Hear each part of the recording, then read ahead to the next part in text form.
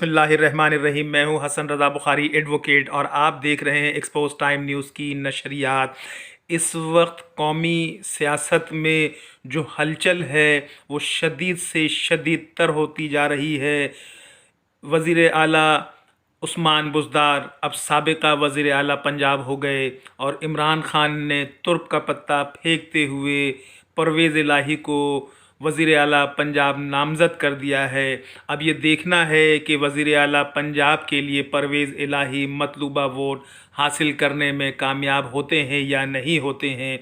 इमरान खान और परवेज़ इलाही के दरमियान होने वाले मामलात के बाद चौधरी शुजात की नाराज़गी भी नज़र आ रही है।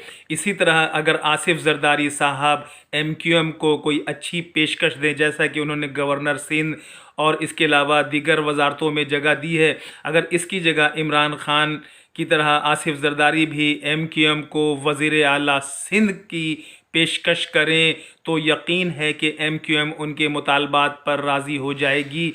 गवर्नर सिंध के साथ साथ वज़ीर आला सिंध की भी उनको अगर पेशकश की जाए तो यकीनन ये इमरान खान के लिए एक बहुत बड़ा धचका होगा। और वज़ीर आला सिंध के लिए अगर MQM में किसी शख्स को मुतय्यन किया जाए तो वो जनाब सदाकत हुसैन साहब हैं। वो MPA के साथ साथ इस वक्त सिंध असम्बली में वज़ीर आला सिंध बनने के अहल भी हैं और उन्होंने MQM के लिए बड़ी कुर्बानियाँ भी दी हैं। इस वक्त आसिफ जरदारी के कोर्ट में बॉल है कि वो इस वक्त क्या फ़ैसला करते हैं। उनके एक फ़ैसले से इमरान खान की हुकूमत जो है वो साबिका हो सकती है। इस वक्त आसिफ जरदारी साहब को, बिलावल भुट्टो जरदारी साहब को ये पेशकश MQM को फौरी तौर पर करनी चाहिए ताकि MQM और हुकूमत के दरमियान जो माबैन ताल्लुकात हैं वो उस वक्त मुनक़ता किए जाएँ। ये एक बेहतरीन तजवीज़ है। हुकूमत सिंध इस पर फौरी तवज्जो देते हुए अपने फ़ैसले से आगाह करे,